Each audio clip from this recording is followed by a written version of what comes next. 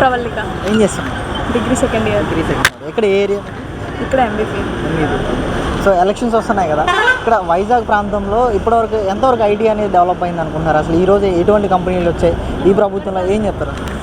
ఈ ప్రభుత్వంలో వచ్చాయా అంటే కన్స్ట్రక్షన్లోనే చూశాను నేను చాలా వరకు. బట్ చూడాలి అంటున్నారుగా, ఇప్పుడు గ్రూప్ 1 గ్రూప్ 2 నోటిఫికేషన్స్ కూడా వచ్చినాయి, 2 అయినాయి. కానీ ఎలక్షన్ తర్వాత మెయిన్స్ అంటున్నారు. ప్రిలిమ్స్ ఏమొచ్చి గ్రూప్ 1 ఏమో బాగానే తీశాడు, గ్రూప్ 2 మొత్తం అందరినీ క్వాలిఫై చేస్తాడు. చదివిన వాళ్ళకి చదవలేని వాళ్ళకి తేడా చూపించలేదు. ఇంకా ఏంటది ఎస్ఏ అయితే అయ్యింది.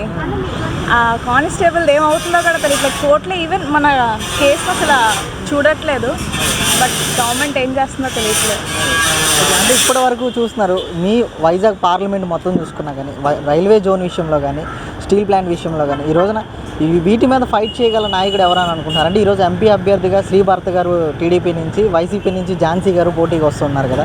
సో వీళ్ళిద్దరిలో ఎవరైతే ఫైట్ చేయగలరు అనుకుంటున్నారు, ఏం చెప్తారు? ఎవరు అంటే వచ్చినాకే చూడాలి వాళ్ళు ఏం చేస్తారని. రాకముందు అందరూ చెప్తారు, ఈవెన్ అందరూ లైక్ ఇప్పుడు వచ్చిన పొలిటీషియన్స్ అందరూ చెప్పారు అందరూ ఫైట్ చేస్తారని. వచ్చినాకే తెలుస్తుంది మనకి ఎవరు చేస్తారన్నది.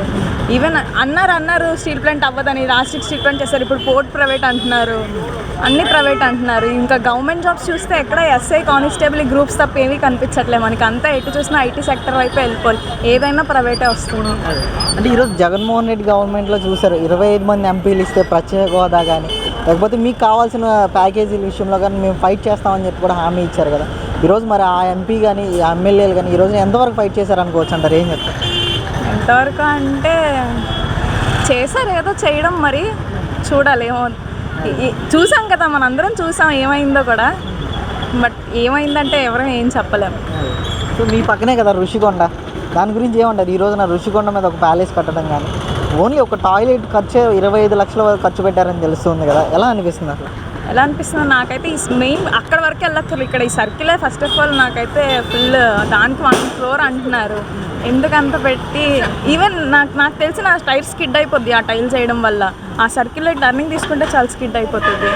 ఎందుకు అంత, ఆ రోడ్సే బెటర్ ఏమో ఆ సర్కిల్ అలా చేసే కన్నా.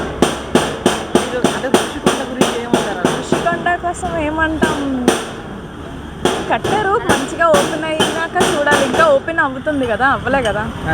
సో మరి ఐటీ మినిస్టర్ దాని మీద అంత ఇన్వెస్ట్ చేయడం కన్నా ఈ జాబ్స్కి, ఈ నోటిఫికేషన్స్కి వాటికి పెట్టుండి కొంచెం ఈ వాలంటీర్స్ మీద కొంచెం ఫోకస్ చేసి వాళ్ళు తీయకుండా ఉండుంటే బాగుంది. అంటే ఇక్కడ ఐటీ మినిస్టర్ గారు ఈరోజు మీకు గ్లోబల్ సమ్మిట్ ఇక్కడ ఏర్పాటు చేసాం, 13 లక్షల కోట్ల వరకు కూడా ఎంఓఎల్ చేసుకున్నాం అని అంటున్నారు కదా. మరి ఇంతవరకు ఎటువంటి పెట్టుబడులు వచ్చినాయి అంటారు, ఏముంది?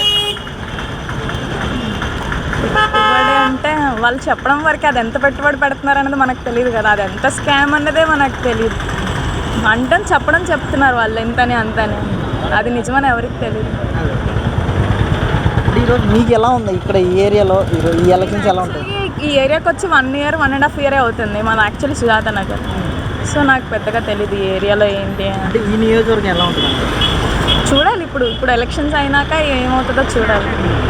ఒక పక్క చంద్రబాబు నాయుడు హామీలు ఇస్తున్నారు కదా, యువతకి అన్ని విధాలుగా ఆదుకుంటామని చెప్పి, నిరుద్యోగ భృతి ఇస్తానని చెప్పడం కానీ, మేము అధికారంలోకి వస్తే 20 లక్షల ఉద్యోగాలు కల్పిస్తామని చెప్పి అన్నాం కానీ, ఎలా అనిపిస్తుంది అసలు? నమ్మగలుగుతున్నారా ఏంటి? అందరినీ నమ్మి ఓటేస్తున్నాం మనం, ఏమవుతుందో వచ్చినాకే చూడాలి. ఆల్రెడీ నమ్మి వేసాము, చూసాం మనం.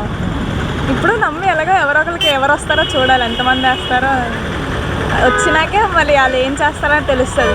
అందరూ చెప్తున్నారు చేస్తా అని, కానీ వచ్చినాక ఎవరు అంత యూత్కి ఇది చేయట్లేదని. అంటే ఈరోజు భర్త గారిది ఇక్కడే లోకల్ అని గీతం యూనివర్సిటీలో చదివారని చెప్పి తెలుస్తుంది. మరి ఆయన ఫైట్ చేయగలరని అనుకుంటున్నారా?